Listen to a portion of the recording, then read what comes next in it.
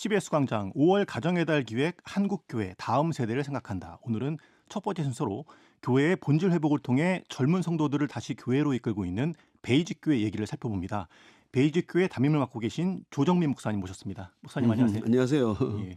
목사님 익히 잘 알려진 분이시고 연세가 있으신 분들은 아마 TV 뉴스를 진행했던 모습으로 많이 기억하실 텐데 네. 25년 동안 기자 생활하시다가 네. 네. 늦은 나이에 목회를 시작하셨어요. 네. 예, 지금 베이직 교회를 심호하고 계신데요. 먼저 이제 베이직 교회는 예배당을 가지고 있지 않은 교회로 익히 알려져 있거든요. 네. 네. 네. 또 장로나 집사 같은 직분들도 두지 않고 있고요. 예. 이렇게 교회를 운영하시는 이유가 있을까요? 건물이 없는 건 뭐 저희들 형편이 안 돼서 없는 거니까 그 건물 있고 없고는 사실 중요한 건 아니라고 생각해요. 형편의 문제. 네, 그렇죠. 뭐 있을 수 있으면 있는 거고 없으면 없는 거지. 그러나 이제 한 가지 교회가 이제 건물이 없으면 좋겠다고 생각했던 이유는 건물의 사이즈에 자칫 저희들이 가치라는 걸 많이 봤어요. 그러니까 건물이 목회 틀을 오히려 결정하게 되는 그런 뜻밖의 일들이 생기는 거죠. 그래서 사실 건물이 너무 크면 예를 들어서 그 건물에 사람이 앉아도 걱정이고 예. 또 건물이 그렇게 비싼 건물을 가지면 건물의 효용성을 높인다는 이유로 사실은 성도들의 삶과는 조금 동떨어진 사역을 많이 일으키더라고요. 예, 그런 것들이 성도들한테 신앙생활에 또 부담을 주기도 하고 그래서 건물 중심의 어떤 목회적 틀을 벗어나려면 건물이 없는 편이 오히려 자유롭겠다 그런 생각은 했죠. 그런 게 있어서 좀 그렇기도 했고 또 한 가지는 저희들이 뭐 그 강남매라는 곳이 지역이 어차피 그 강남에 있다 보니까 거기가 굉장히 그 인구 밀접 지역이고 또 이래서 사실은 그게 뭐 큰 교회를 할 수도 없고 또 큰 교회가 가지면은 있게 되면은 주위에 뜻하지 않은 피해를 너무 많이 주게 돼요. 네. 그래서 이제 교회를 뭐 이렇게 좀 교회가 좀 적절한 규모 이상으로 커져서는 안 되겠다는 생각도 하기 때문에 이제 건물 없는 교회를 하자고 생각을 했고 그리고 이제 아까 말씀하신 대로 장로나 이제 이런 이렇게 집사나 직분을 그냥 두지 않기로 저희들이 같이 결정했던 이유는 우리 신앙생활의 목표가 그런 그 이 직분은 아니지 않습니까? 있어서 뭐 좋은 점도 있고 있어서 또 폐단도 또 많이 생기고요. 그래서 성도들이 마치 교회가 어떤 직분을 통한 위계 질서와 같은 개념의 그런 하이어레키 조직, 상하 조직이 되어서는 안 된다고 생각했기 때문에 우리가 뭐 주님 한 분을 따르는 다 동일하게 다 같이 예수님을 따르는 사람이지 누구는 잘 따르고 누구는 잘못 따르고 하는 그런 게 아니라고 생각을 한다면 우리가 주님 앞에서 다 같은 그냥 예수님을 따르는 동역자들이고 또 예수님을 이렇게 섬기는 다 같이 일꾼들이라는 측면에서 그런 직함이나 이런 걸 버리자고 이제 결정한 거죠. 예. 뭐 교회 일이 뭐 없는 건 아니지만 교회의 중심에 사익이 있는 게 아니기 때문에 뭐 무슨 사익을 위한 그런 조직이나 사역을 위한 직분이나 이런 게 필요 없는 것이죠. 왜냐하면 교회는 우리가 일을 하러 모이는 곳이 아니고 교회는 주님 만나러 오는 곳이고 주님 때문에 서로 기뻐하고 주님 때문에 저희들이 정말 서로 힘을 얻고 또 흩어져야 하는 곳이기 때문에 교회에서의 체류 시간을 가능한 오히려 줄이기 위해서는 그런 직분이 오히려 더 없는 편이 낫겠다 이런 생각을 한 거죠. 성도들이 교회 안에 머물지 않고 흩어져서 신앙생활할 수 있도록 예배당도 두지 않고. 그게 원래 목적이죠. 왜냐하면 저는 뭐 제가 이렇게 은혜를 받고 했던 교회는 사실 교회 체류 시간을 많이 늘리는 게 신앙을 더 이렇게 성장시키는 길이고 네. 더 좋은 그리스도인으로 만드는 다는 그런 이제 사역 철학을 가졌지만은 저는 제가 직장생활을 오래 해본 결과 대부분의 성도는 삶의 터전이 교회 안이 아니라 교회 밖인데 교회 안에 머물러 있는 시간은 교회 밖에서의 삶을 위한 시간이어야 되지 교회 밖의 삶이 교회 안에 머물기 위한 시간 아니지 않습니까? 그래서 저는 이제 비유를 들자면은 축구를 할 때 공을 많이 가지고 있다고 해서 꼭 이기는 게 아니더라고요. 네. 예를 들면 2000 몇 년도 월드컵인가 브라질하고 독일하고 결승전에 만났는데 볼을 많이 가진 거는 브라질이 훨씬 많이 가졌어요. 60 몇 퍼센트 가졌는데 6대 1인가 대패를 하더라고요. 그래서 왜 그런가 자기들 분석을 해보니까 이른바 골 결정력이 떨어진 거예요. 그래서 저는 그걸 보면서 한국 교회가 혹시 이런 건 아닌가. 성도들이 골 점유율은 높은데 골을 이게 결정력은 떨어진 거 아닌가. 그래서 다른 종교에도 패배하고 심지어 그 기독교 자체가 이렇게 자꾸 쇠락하는 이유가 아닌가 그런 생각을 했어요. 그래서 뭐 적절한 비유가 될지는 모르겠습니다만은 성도들이 교회 안에 머무르는 시간보다도 교회 밖에 머물러야 하는 목적과 이유를 분명히 알고 흩어져서 교회 밖에서 정말 그리스도를 증거하는 삶을 살아내는 게 더 중요하지 우리끼리 종교적인 행사나 종교적인 어떤 그런 관행을 늘리는 게 꼭 이렇게 영성을 위해서는 도움이 되지 않을 수도 있다. 이런 생각을 한 거죠. 예. 축구의 점유율과 골 결정력을 비교해서 이제 비유로 말씀해 주셨는데 한국 교회 현실과도 좀 맞는 부분이 있는 것 같아요. 그렇죠. 우리가 왜 예. 전도가 왜 안 되냐. 그게 그런 거죠. 예단은 뭐 이단은 차라리 막 교세가 늘어나는데 왜 정통은 이렇게 늘어나는 게 어려울까. 그런 생각도 많이 하게 되고. 그래서 하여튼 중요한 것은 우리가 그리스도인으로 살아가는 것이지 교회 안에서 뭐 시간을 많이 보내는 건 아니지 않습니까? 예. 그러니까 우리가 그리스도인들의 삶은 교회 안이든 교회 밖이든 그런 것이고 또 교회라는 틀 자체를 우리가 좀 바꿔야 되겠다. 교회는 제도권 교회만이 교회가 아니라 우리가 살아가는 그리스도인으로서 살아가는 단 두세 사람이라도 그리스도의 이름으로 모인 그 공동체가 교회라고 한다면은 가정교회, 직장교회, 일터교회 얼마나 많은 교회들이 있을 수 있는데 저희들 같은 목사들이 너무 이 제도권 교회에다가 교회 개념이나 교회 틀을 한정시킨 게 오히려 우리가 교회를 부흥하는데 지장을 초래한 건 아닌가 이런 생각을 한 거죠. 예. 목사님의 그런 생각이 근래에는 이제 많은 다른 목사님들도 말씀하시는 것 같아요. 근데 이제 지금까지 한국 교회는 뭐 예배당을 짓고 또 네. 전도하는데 많은 에너지를 기울여 온 건 사실이거든요. 네, 네. 그런데 이제 말씀처럼 지금은 이제 교인 수가 오히려 감소하고 있는 네. 상황인데 특히나 어린이, 청소년들이 교회를 떠나고 있어요. 네. 목사님은 젊은 세대가 교회를 떠나는 현상 네. 왜 그런다고 보세요? 예, 뭐 다양한 이유가 있을 수 있겠지만 저는 한 가지 이유라고 생각을 해요. 예, 이 신앙이라는 건 그 나 자신의 존재 이유나 목적보다 더 큰 어떤 그런 이유나 가치를 발견하는 일인데 그걸 발견하지 못하면 교회에 있을 이유가 없죠. 그건 타종교도 마찬가지일 거예요. 저는 왜냐하면 우리가 교회에서 예수님을 못 만나고 정말 하나님을 우리가 직접 우리가 만날 수 있는 그런 경험이 없다면 굳이 뭐 교회 갔을 이유가 없는 거죠.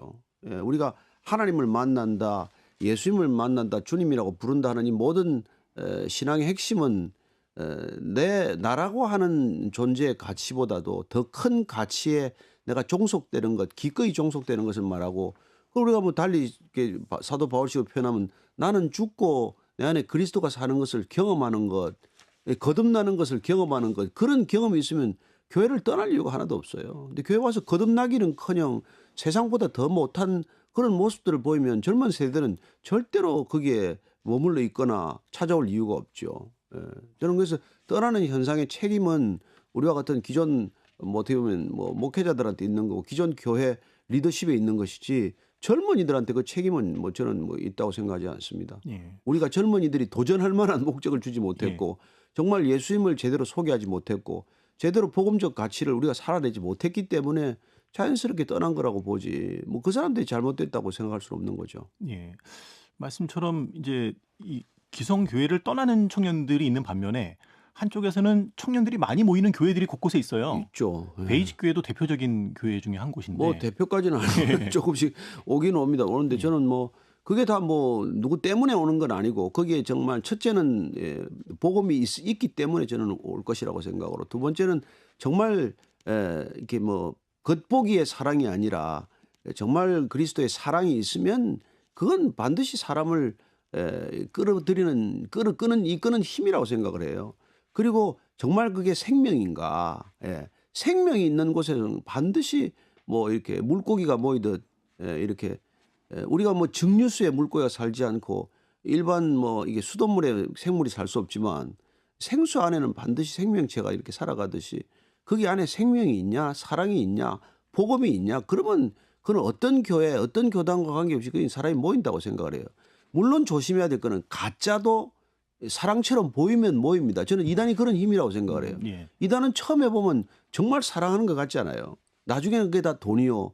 다른 엉뚱한 목적이 있다는 걸 나중에 알게 되지만 처음에는 야 이거 기존 교회보다 훨씬 사랑하네. 뭐 이런 것 때문에 끌려가는 거거든요. 그리고 여기 진짜 말씀이 있네. 여기 무슨 뭐 복음이 있네. 그렇게 끌려서 가고 속아서 가는 거지만 가짜도 그렇게 끌어들이는데 진짜 있으면 왜 안 오겠어요. 그러니까 저는 진짜가 부족한 게 문제지 가짜가 많은 게 문제라고는 뭐 탓하고 싶지 않죠. 예. 예. 혹시 베이직 교회 전체 성도들의 평균 연령이나 이런 거 좀 통계를 내보셨어요? 예, 제가 우리 그 교육자들하고 같이 한번 물어봤는데 한 평균 연령은 48세쯤이라 그래요. 48세쯤이라 그러고 예. 20대부터 40대까지 우리 저희들 출석한 성도들의 비율 중에서 뭐 52% 정도가 2040 세대예요. 2040 세대고. 그러니까 뭐 그렇게 젊다고 말할 수는 없고 예, 뭐 어느 정도 균형이 있는 교회다 그렇게 말씀드릴 수 그러네요. 있겠죠. 52%가 20대, 이 40대라고 40대 그러면 까지고 예, 예. 절반 정도가 예, 이제 절반 젊은 정도 세대. 그렇고. 예. 제가 이제 SNS를 통해서 보다 보니까 네네. 베이직 교회를 제가 가본 적은 없습니다만 네. 베이직 교회 예배 실황이 그 SNS에 올라오는 경우가 있더라고요. 네네네. 근데 보니까 예배 설교를 마치신 후에 이제 성도들하고 직접 뭐 현장에서 질문도 받고 그 질문에 대한 답도 하시고 하더라고요. 예. 그게 인제 그 저희들 사부 예배만 쪼끔 젊은이들 대상 내지는 초신자들이나 불신자들이 좀 참석할 수 있는 그런 예배를 저희들이 아름다운 동행이라고 해서 설교 끝난 뒤에 인제 저희들 제가 동행하는 우리 목사님하고 둘이서 앉아서 질문을 같이 받아서 묻고 답하는 Q&A 시간을 한 30분 따로 갖습니다. 이제 그 이유는 교회는 도대체 물어볼 이렇게 궁금하거나 좀 이렇게 답답한 걸 물어볼 만한 데가 마땅치 않아요. 네.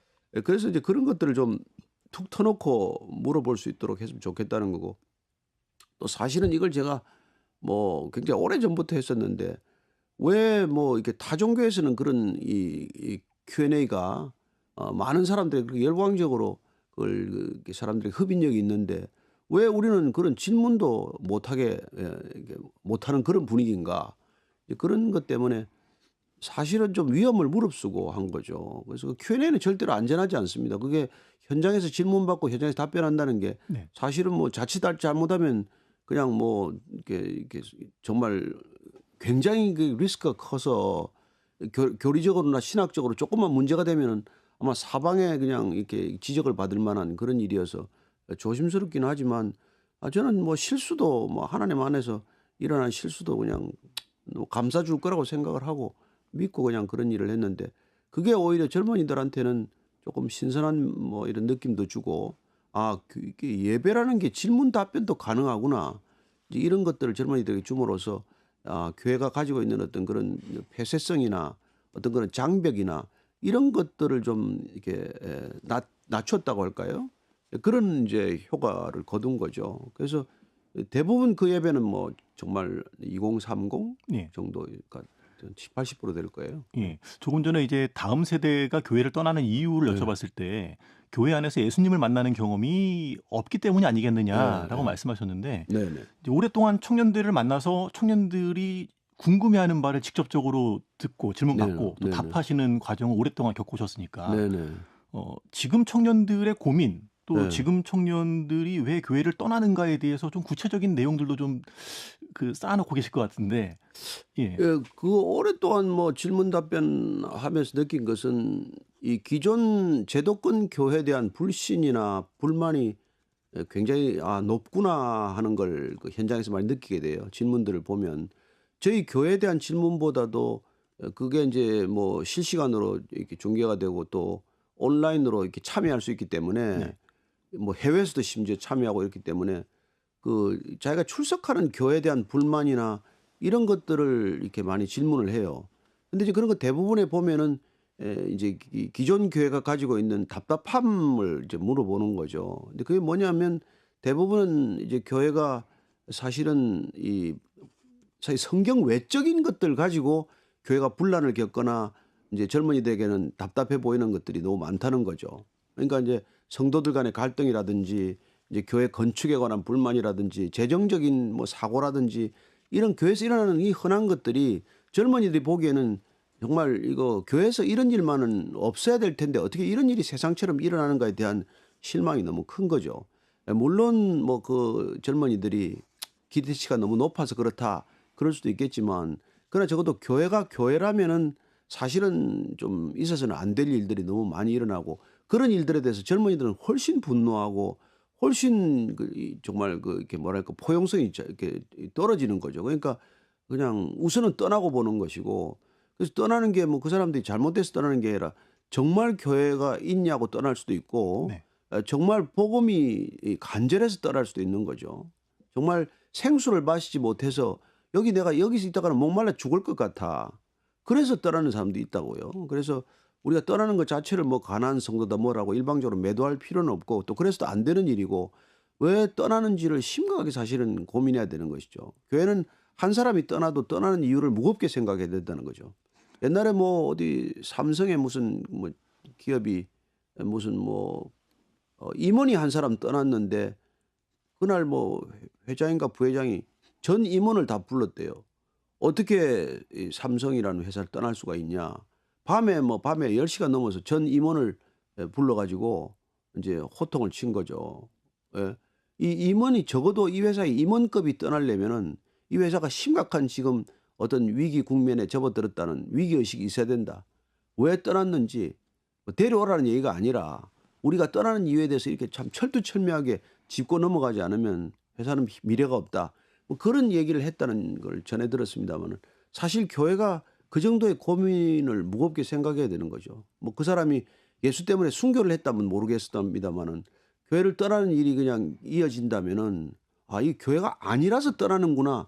이런 거를 우리가 깊이 한번 생각해야 되지 않겠어요? 네. 예수님께서는 이 교회라는 그 본질을 놓고 음부의 권세가 흔들지 못할 거라고 했는데, 사람 한두라 시끄럽게 하면 흔들리는 교회가 됐다면 이게 무엇 때문에 이 교회가 이렇게 시끄러워졌나든지, 이게 참 교회가 맞나, 이런 거에 대한 이게 자성이나 심각한 성찰이 필요한 거죠. 그래서 이게 뭐 대세다, 트렌드다, 뭐 지금 이 시대가 그렇다라고 자족하기에는 상황이 너무나 지금 급박하고 너무나 사실은 안 좋은 거죠. 그러니까 예. 이거는 어느 한 교육자나 한 교단이나 한 교회 문제가 아니라, 사실 우리가 이 시대가 정말 복음을 복음답게 전하고 있는데도 이런 일이 일어나는 건가?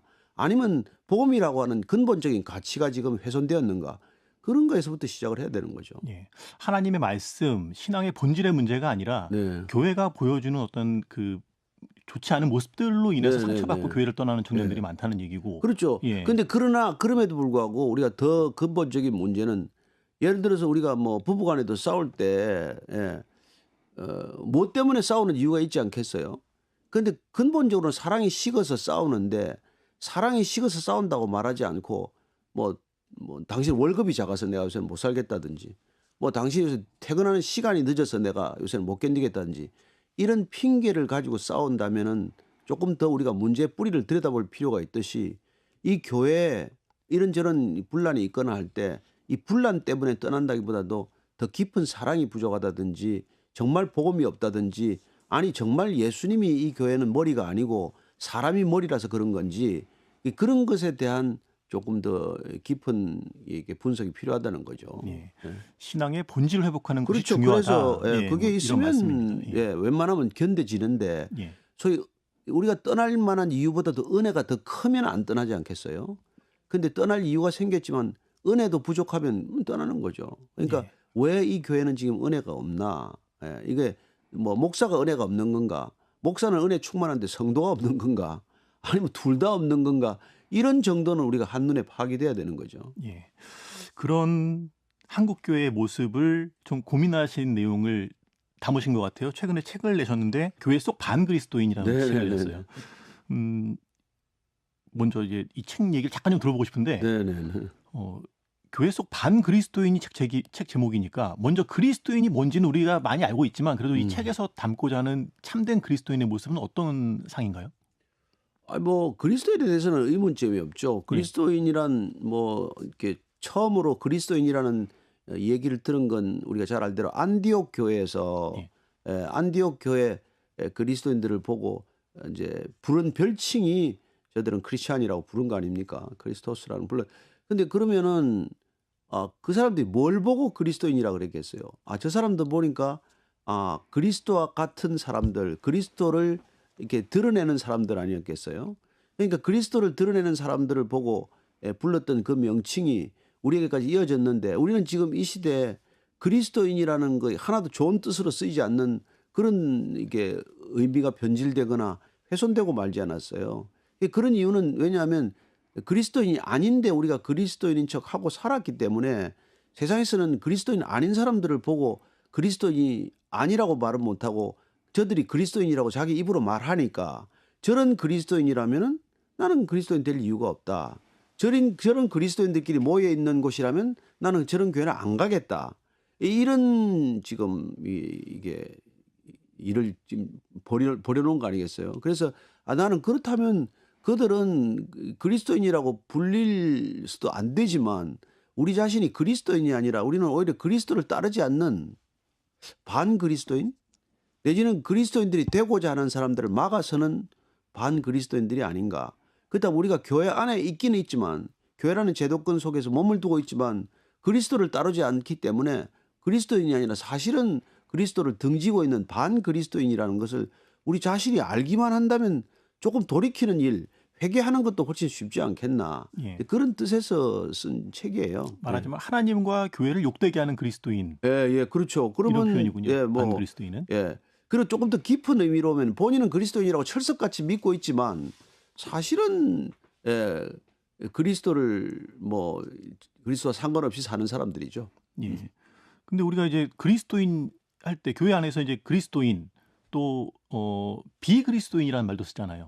그렇죠. 그래서 저는 이제 이게 우리가 기독교인들이 아니면은 다 비그리스도인이죠. 난 크리스찬인데 이제 그 난 크리스찬들을 보고 우리가 쉽게 반그리스도인이라고 우리가 쉽게 규정할 수가 있어요. 예를 들어서 무슬림은 크리스찬이 아니니까 예. 불교 신자들 그리스도인이 아니니까 회교 신자들이나 유대교는 그리스도인들이 아니니까 당연히 반그리스도인이라고 생각을 할지 모르지만 그리스도를 모르는 사람들은 반그리스도인이 될 수도 없어요. 그리스도를 아는데 그리스도를 욕하거나 그리스도를 따르지 않는 사람들이 반그리스도인이 되는 것이지 예. 그리스도라는 개념 자체가 없는 사람들은 태어나면서 회교권에서 태어난 사람들은 그리스도인이 누군지도 모르잖아요. 그런 사람들은 그리스도인들을 혐오하는 사람일 수는 있겠지만 그들이 반그리스도인은 아니라는 것이죠. 그래서 오히려 반그리스도인은 교회 안에 들어와 있는 사람들이 대부분일 수가 있고 우리가 생각하는 훨씬 많은 숫자가 그리스도인이 아니라 사실은 그리스도인의 옷을 입고 있지만은 반그리스도인의 속사람을 지니고 있는 사람이다. 이런 뜻에서 우리가 이렇게 그리스도인의 행세를 하는 네. 비그리스도인 내지는 반그리스도인들을 한번 살펴보자는 뜻에서 쓴 예. 거죠. 교회를 공격하는 외부에 있는 사람이 아니라 예. 교회 안에서 교회를 욕되게 하는 사람. 그렇죠. 예. 그래서 예수님께서 저는 마태복음에서 말씀하셨던 것처럼 자기도 천국에 들어가지 않고 천국의 문고리를 잡고 남들도 못 들어오게 하는 사람. 이 사람들 교회 안에 있어요. 네. 교회 안에 있지만 교회를 막아서서 다른 사람이 교회로 진입을 못하도록 만들고 본인도 이게 하나님 나라 못 들어가고 이런 것들에 대해서 마치 이 시대에 교회가 무슨 하나님과 세상을 가로막아 서는 장벽처럼 변하고 말았다면 그 자체는 반그리스도인이 아닌가 예. 하는 그런 얘기죠. 그 책에 이제 반그리스도인을 7가지 유형으로 정리하셨더라고요. 다 소개할 수는 없을 것 같고요. 먼저 이기적인 그리스도인을 언급하셨는데 어떤 내용이나요? 예, 이제 반그리스도는 본질은 그리스도인이 아니라는 얘기를 하고 싶은 건데 그중에 대표적인 게 이제 이기적인 그리스도인이라고 이제 이름을 붙였지만 이기적이라는 것과 그리스도인은 이렇게 같이 갈 수 없는 개념이에요. 왜냐하면 그리스도인은 절대로 자기를 이렇게 주님 앞에 드리지 않은 사람은 그리스도인이 될 수 없으니까요. 네. 그러니까 내가 내 안에 자아가 죽고 내 안에 그리스도가 사는 사람들은 이기적이 되려고 해도 될 수 없는 거죠. 그러니까 우리가 그리스도인으로 거듭나게 되면 우리는 정말 그리스도의 향기가 되든지 그리스도의 편지가 되든지 그리스도의 메시지가 될 터인데 그런 사람들은 삶의 어떤 환경과 처지에 놓이더라도 이기적인 사람으로 살 수는 없는 건 일이거든요. 근데 그 사람들이 밖에 나가서도 물론이지만 교회 안에서도 더군다나 믿음의 형제 자매들이 모여서 이기적인 본성을 드러낸다 그러면 아무리 그 사람은 좋게 봐서 성화의 과정이 아직도 있으니까 아직도 치유 중이다, 아직도 공사 중이다 라고 말할지 모르겠지만 그러나 근본적으로 그 사람은 회개로부터 시작하지 않았기 때문에 이기심의 문제를 끝내 해결하지 못하는 기형제이고 괴물과도 같은 그런 반그리스도인들의 일생을 마칠 가능성이 대단히 높다는 것입니다. 그리스도인이란 기본적으로 회개에서부터 출발하기 때문에 예수님께서 처음 메시지가 회개하라 천국이 가까웠느니라 그분의 처음 메시지를 들었다면 회개로부터 시작했을 터인데 무슨 이유인지 교회에서 들은 메시지 중에 회개의 메시지를 못 들었는지 회개의 경험이 없고 회개로부터 시작하지 않았기 때문에 그는 언제든지 자기 자신을 향해 있을 뿐 단 한 번도 그리스도를 향해 있지 않았는데 그냥 교회 출입한다는 이름으로 본인은 그리스도인이라고 철석같이 믿게 된 거죠. 그러니까 그런 사람들 세상에서 볼 때는 저 무슨 저런 이기적인 사람이 그리스도인이냐라고 말한다고 그런 비난 받게 될 터인데 저는 그런 점에서 이기적인 사람은 그리스도인이 될 수 없기 때문에 이기적인 반그리스도인이에요, 사실은. 그러나 본인은 이제 그리스도인이라고 믿기 때문에 밖에서는 부를 때 아, 저런 이기적인 그리스도인들이 있구나라고 부르겠죠. 그래서 본인들은 다 그리스도인이라고 믿지만 세상이 볼 때는 저런 게 그리스도인일 일은 없지 하는 반그리스도인들의 유형이 예. 그렇게 대표적으로 이기적인 그런 그리스도인이 있을 수 있다는 거죠. 그러나 핵심은 이기적이어서는 그리스도인이 될 수 없다는 얘기를 하고 싶은 거죠. 예. 예수님을 만났다면 네네. 내 삶에서 돌아서는 과정이 있었어야 되는데 그렇죠. 그것이 없는 사람이다. 예, 예. 예, 그리스도인일 수 없다. 그럴 수도 예. 없죠. 그런 지적입니다. 이 책에 이제 뭐 음란한 그리스도인, 불만인 그리스도인, 불쌍한 그리스도인, 뭐 게으른 그리스도인 예, 이렇게 예. 7가지 유형이 있는데 저는 책 보다가 궁금한 게 낙심한 그리스도인이 예, 예.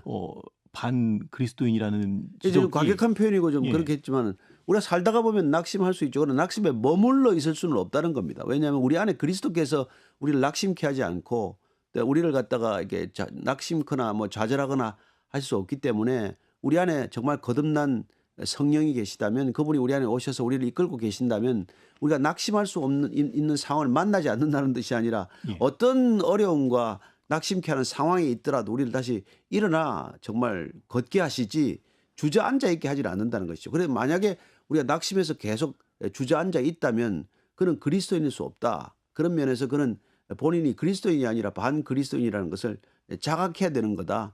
그런 게 좀 뭐랄까요, 이게 자극적인 예. 표현이겠죠. 혹시라도 지금 막 낙심한 일을 막 겪어서 힘들어하는 과정에 있는 예. 사람들이 이 표현을 들으면 좀 예, 너무 좀 지나치다고 아프겠다. 말씀드렸겠죠. 예, 그러나 싶더라고요. 뭐 그 말을 듣고 저는 오히려 그분이 힘을 얻고 다시 위로를 받고 다시 일어섰으면 하는 거죠. 그러니까 우리가 뭐 사도행전을 보면은 이제 베드로와 요한이 성전 미문에 이제 날 때부터 앉아 있는 그런 안전뱅이를 향해서 우리가 은과 금은 없지만은 나사렛 예수 그리스도의 이름으로 일어나 걸으라고 했을 때 그들이 아무 능력도 없는 것 같지만 나사렛 예수 그리스도의 이름으로 일어나 걸었단 말이죠. 그 그리스도의 이름을 모를 때는 평생 걸을 수 없는 안전뱅이였지만 예. 그리스도라는 이름 하나에 능력에 힘입었을 때 그걸 믿음으로 받아들였을 때 평생 못 일어나던 안전뱅이가 일어날 수 있었다면 아, 우리 같은 사람은 날 때부터 안전뱅이도 아니고 조금 어려운 상황을 만나서 조금 힘겹다고 하더라도 그리스도의 이름으로 우리는 충분히 일어나서 걸어야지 낙심하고 주저앉아 있을 필요는 없다는 거죠. 그러니까 아무리 우리가 그리스도인들에게 어려운 상황이 온다고 하더라도 낙심에 머물러 있을 수는 없고 낙심할 수는 있겠지만 그래서 마치 우리가 분을 품 때 해가 지도록 분을 품지 말라고 말씀하셨듯이 낙심이 되더라도 해가 지나고 뭐 달이 지날 때까지 낙심하고 있어서는 안 된다는 뜻에서 하는 말씀이죠. 믿음이 있다면 네. 낙심하는 자리에 그냥 머물지 말고 일어나야 일어나야 한다는 한다. 거죠. 그런 말씀입니다. 네네. 조금 다른 표현이긴 한데 섭섭한 그리스도인, 낙심과 좀 다르긴 한데 다르긴 하죠. 다르긴 예. 한데 이제 삐지는 거 아니겠어요? 예. 근데 우리가 세상에 살다 보면 삐지는 게 많죠. 근데 그리스도인들은 삐지면 저는 아, 이거 반그리스도인이구나. 내 스스로 그렇게 이렇게 규정을 하려고 마음을 먹었어요. 왜냐하면 나 자신도 삐지고 싶은 상황이 있거든요. 근데 그럼에도 불구하고 예수님께서는 내가 1만 달란트 사함을 받았는데 100데나리온을 따지면 어떡하냐. 이게 근본적으로 그리스도인의 정체성이기 때문에 내가 받은 은혜가 1만 달란트라는 걸 아는 사람은 나를 섭섭하게 하는 100데나리온 때문에 절대로 뭐 관계를 끊어버리거나 뭐 원수로 삼는다거나 그러지 않아요. 저는 그건 그리스도인들끼리 그래서 교회에서 싸운다. 그리스도인이 아니라서 싸우고 삐지는 거지. 예. 그리스도인끼리라면 그 싸움이 안 되는 거죠. 왜냐하면 서로 미안하다 그러고 말 일이고 서로 내가 내 잘못이라고 정말 어느 종교에서 뭐 이게 뭐 한 해 동안 내 그 얘기했다시피 내 탓이오라고 말하는 게 그게 그리스도인이지 당신 탓이오라고 하는 게 세상이고 아니요 내 탓이오라고 말하는 게 그리스도인이라면 절대로 우리가 섭섭한데 이렇게 삐질 리는 없다는 거죠. 예. 그래서 이 교회 안에 섭섭한 건 없어야 된다. 그래서 내가 교회 안에 제일 이게 설치고 다니는 게 섭섭 귀신이다. 그렇게 얘기를 한 거죠. 예, 듣고 보니 삐짐이라고 하는 감정 안에는 또 약간 이기적인 그 그렇죠. 개인의 그것도 어떤 내가 마음들이 먼저고 좀 내가 담겨 중요해서 있는 생기는 거죠. 거지 뭐 상대방이 나보다 중요하면은 뭐 그런 감정도 안 생기겠죠. 예. 그렇게 이제 우리 안에 있는 7가지 감정들. 아마 근데 이런 그 감정들이나 속성이 사람 개개인마다 누구나 조금씩은 다 있을 것 다 있겠죠. 같아요. 그래서 우리가 돌아보고 성찰하고 그래서 우리가 뭐 누구나 다 구원받고 나면은 그때부터는 성화의 과정을 걸어가듯이 이런 감정들이 수시로 우리를 이렇게 힘들게 하겠지만 금방금방 우리가 다 돌이킬 수 있는 까닭은 우리 안에 우리를 낙심치 않게 하는 또 섭섭지 않게 하는 영이 계시니까 우리가 가지고 있는 그런 옛 감정이나 옛 사람들에게 묶여 있지 않고 거기로부터 점점 풀려나서 우리가 점점 그리스도의 형상과 모양으로 장성한 분량에까지 자라게 하신다. 그게 그리스도께서 우리에 오신 이유고 우리에게 또 성령을 보내주신 까닭이니까 우리가 이런 것들을 인덱스로 알고 있으면은 조금 섭섭한 마음이 들면 아 나를 이게 힘들게 하는 나를 넘어뜨리려고 하는 악한 영이 나를 더 집적거리는구나. 네. 그러면 훨씬 내가 이게 다시 돌이키는 게 쉬워지지 않겠어요? 예. 근데 문제는 아까 이제 이 청년들이 교회를 떠나는 이유 얘기할 때 네네. 교회의 모습에 실망한 청년들이 많이 떠나고 예, 있다는 예, 말씀하셨어요. 예. 근데 지금 이제 반그리스도인의 개념은 교회와 하나님을 욕되게 하는 사람들, 네네. 교회 안에 있는 사람들. 말하자면 교회 안에 반그리스도인이 많아지고 있다는 거 아니에요. 그렇죠. 그런 것 때문에 정말 그리스도인이 되고자 하는 사람들은 떠날 수가 있겠죠. 그래서 이단들은 그래서 사람을 굉장히 컨트롤이 심해요. 정말 뭐 이게 어떤 조직과도 같은 그런 강력한 조직으로 사람을 컨트롤하고 묶어놓지만 사실 교회가 그런 건 아니거든요. 그래서 그야말로 자발적인 어떤 그런 사랑을 가지지 않으면은 교회란 건 공동체를 이룰 수 없는데 그 안에 사랑도 없고 그야말로 뭐 복음도 없고 생명도 없으면 거기에 머물러 있을 이유는 없는 것이죠. 그래서 우리가 그 사람들 떠나는 게 아니라 어떻게 보면 우리가 내쫓는 거나 마찬가지 아닌가. 그래서 반그리스도인이란 어떻게 보면 심지어 그 안에 같이 함께 해야 할 그리스도인들을 내쫓는 사람들이 되고 마는 것이죠.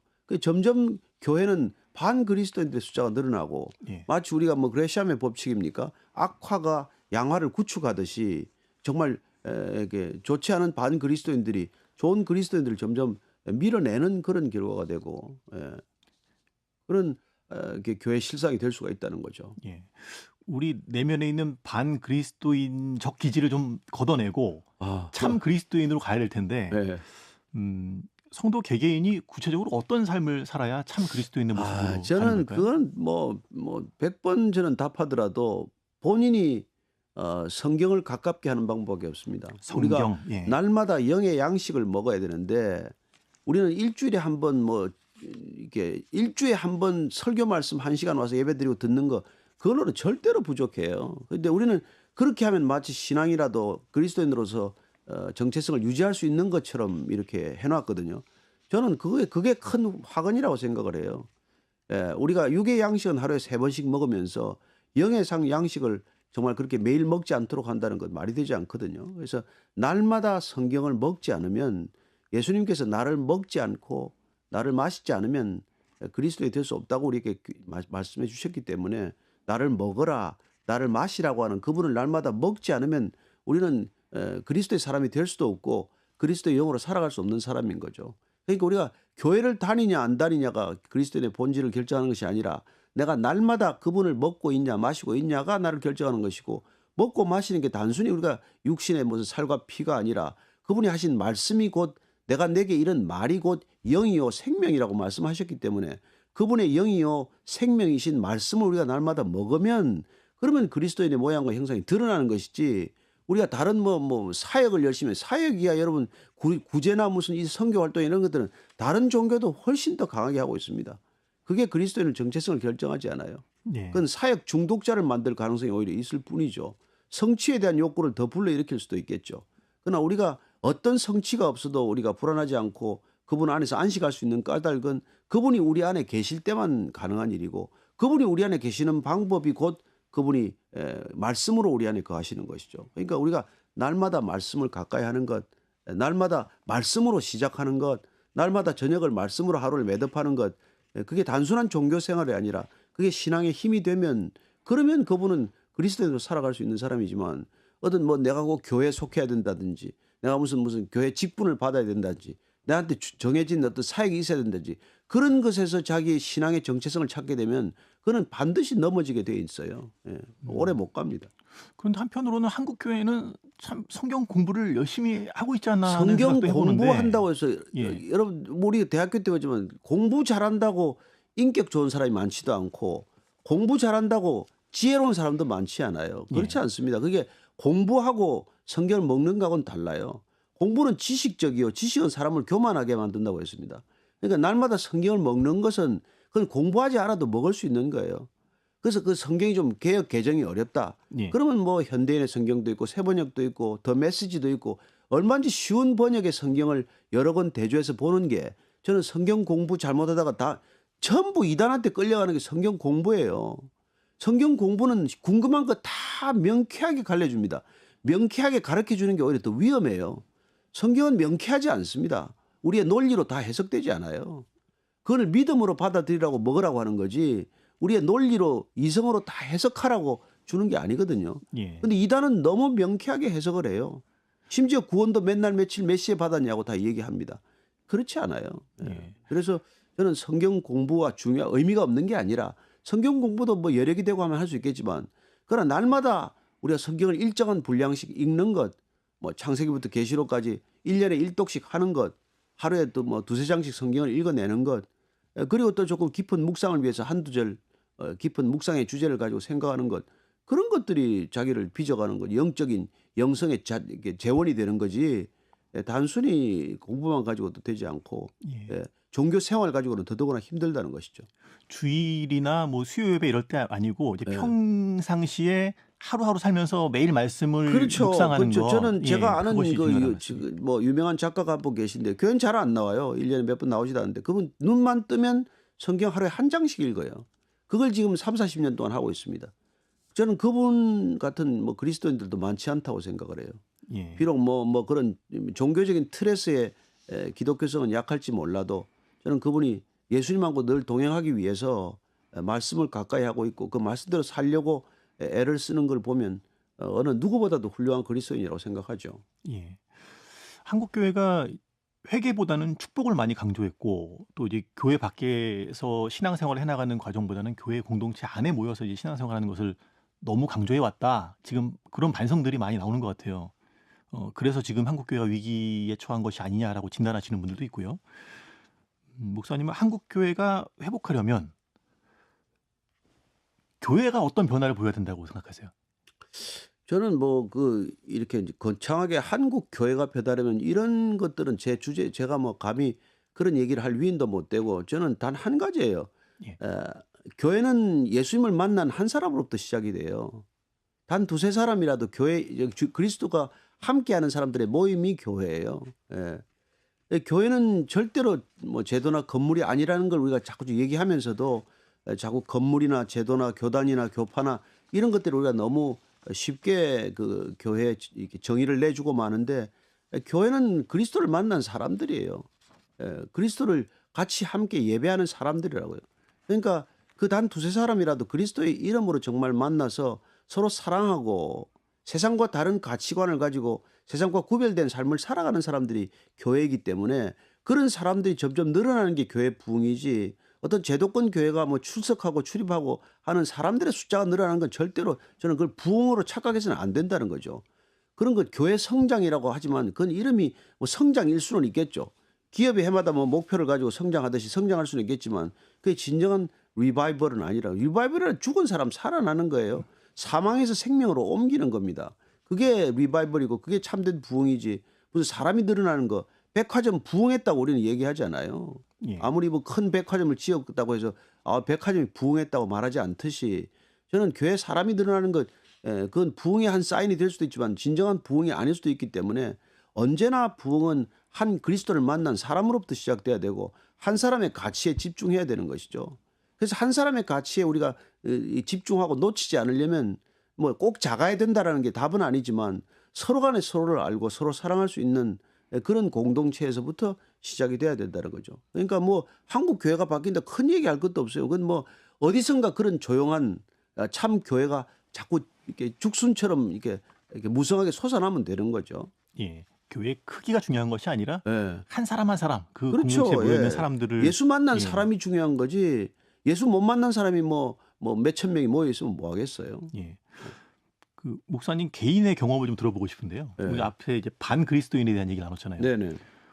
반그리스도인은 교회를 욕되게 하고 힘들게 하는 그렇죠. 사람이라고 했는데 목사님도 목회하시면서 교회 안에 반그리스도인 아니 그건 저는 뭐 그 예. 사람들보다도 제가 반그리스도인인 건 아닌가 그걸 훨씬 더 많이 생각해야 되는 거죠.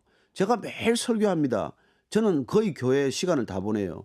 그러나 제가 그리스도를 따르고 있는지 아닌지는 주님이 아시지 사람들은 몰라요. 제가 뭐 가서 부부싸움 할 수도 있고 뭐 누구랑 언쟁을 할 수도 있고 그런 거 아니겠어요?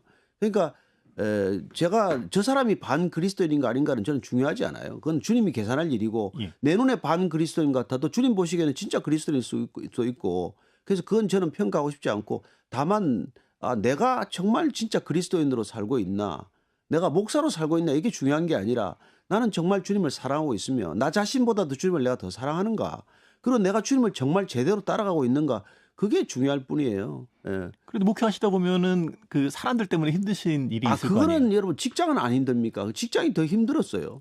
예. 직장이 훨씬 힘들었고 뭐 이게 교회도 그런 사람들이 있죠. 근데 그냥 꾸준하게 있으면 떠납니다. 떠날 사람 떠나고 그건 뭐 하나님이 정리하시지 내가 뭐 가라고 할 것도 없고 붙들 것도 없고 교회는 그냥 주님의 교회이기 때문에 저는 기도할 때 그래 주님의 교회 아닙니까? 알아서 하십시오.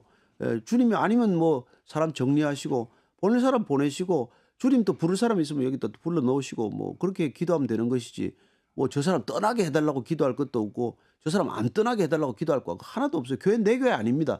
사람의 교회가 아니기 때문에 주님한테 맡겨드리는 게 너무 필요해요. 예. 그 사람도 다 맡겨드려야 돼요.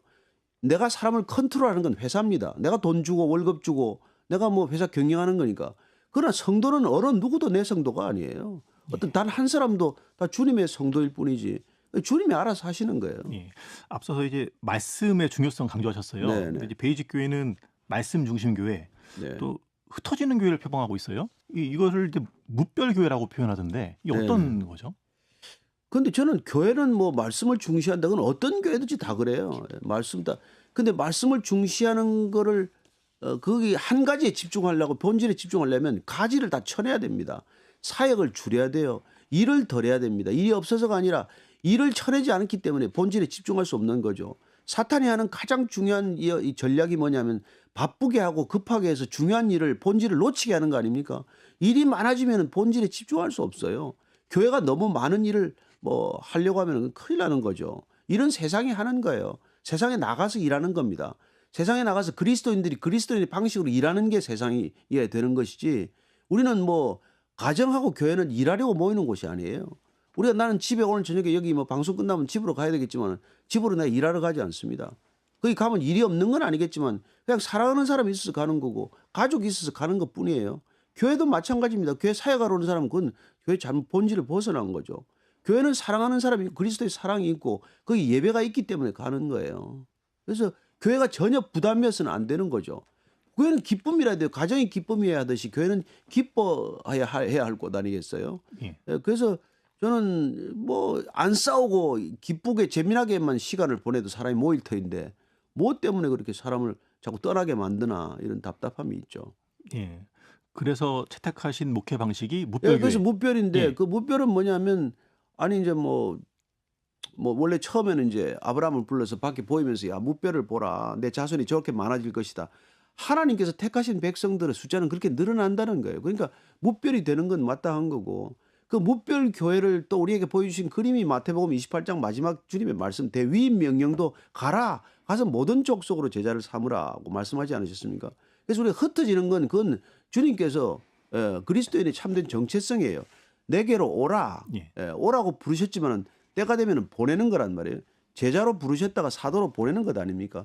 흩어지는 건 그건 뭐 우리의 취향의 문제가 아니라 그건 본질의 문제예요. 근데 흩어지는 게 꼭 땅 끝을 가야 된다. 아프리카를 가야 된다. 이게 아니라 정말 내가 가고 싶지 않은 곳이지만은 주님의 시선이 닿는 곳을 찾아가는 것이죠. 그러니까 예. 우리가 오는 사람들도 같이 대접을 해야 되지만 가서 만나야 할 사람들이 우리 절대 올 수 없는 사람들 있지 않습니까? 그런 사람들을 찾아가서 만나는 것도 우리의 이제 신앙생활의 가장 중요한 핵심인 예. 거죠. 들으시는 분들이 좀 이렇게 용어가 생소할 수 있는데 네. 무별 예배라는 것은 이제 예배당에 모이지 않고 예, 그렇죠. 각자의 자리로 예배당이라고 하는 흩어져서 공간을 예배드리는 떠나서 우리가 필요로 하는 사람, 예를 들어서 이제 시골에 있는 부모님이 연로하신 부모님들이 이제 있어요. 그 작은 교회 가서 좀 예배 좀 드려라. 친구가 병원에 가 있으면 친구 병원에 가서 좀 신방 삼아서 가서 예배 드려라. 주일날이라도.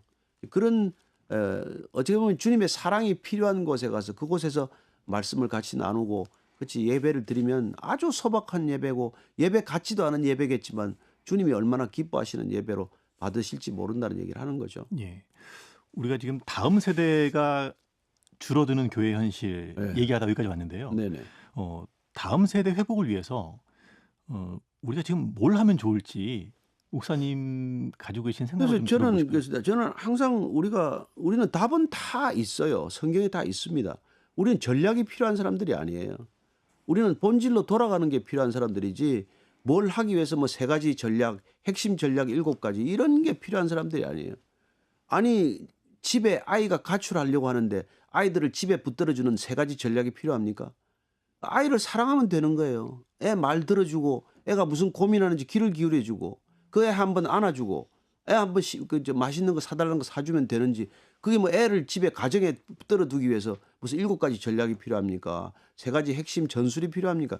그런 얘기 할 필요 없어요. 교회는 애들이 떠나는 거에 대해서 사랑하기만 하면 돼요.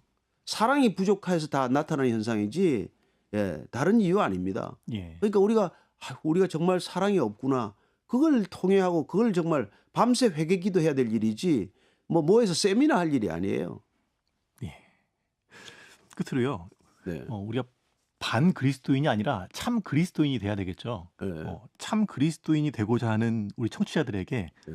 소망의 메시지, 희망의 메시지 한 말씀 해주시고 저 마무리하죠. 같은 사람한테 그런 물으면 괴롭고 저는 제가 생각한 딱 한 가지 목표는 주님, 제가 제 자신보다 주님을 더 사랑할 수 있게 해주십시오. 저는 그게 모든 것에 저는 답이라고 생각합니다. 정말 회개가 일어나면 정말 구원의 가치를 알면 정말 복음의 사람이 되면 내 자신보다도 주님이 더 중요합니다. 사람보다도 주님이 더 중요합니다. 예. 내가 가지는 어떤 사역이나 내가 하고 있는 어떤 일보다도 예수님이 더 중요한 거죠. 그러면 거기서부터 시작이 되고 거기서부터 모든 것들이 풀려나갈 거라고 저는 믿습니다. 예. 우리가 다음 세대에 대한 이야기를 구체적으로 하기에 앞서서 가장 네. 먼저 네. 교회의 본질에 대해서 이야기를 듣고자 목사님 모셨는데 사랑을 회복하는 것, 예. 구원의 감격을 회복하는 것, 이제 그 지점을 강조하셨어요. 네네. 예, 모두가 참 그리스도인이 되는 그런 예. 노력들을 한번 좀 그 기울여 모든 봐야겠습니다. 것들이 성경에서 시작이 되고 예, 성경을 더 가까이 하면 됩니다. 세상보다 성경을 가까이 하면 정말 형통함이 거기서부터 비롯되는 거니까요. 예. 네. 우리가 성경을 공부하는 것이 아니라 그럼요. 예. 깊이 묵상하는 네. 그런 노력들이 좀 필요할 것 같습니다. 예. 예, 목사님 오늘 말씀 감사합니다. 아유, 예. 감사합니다.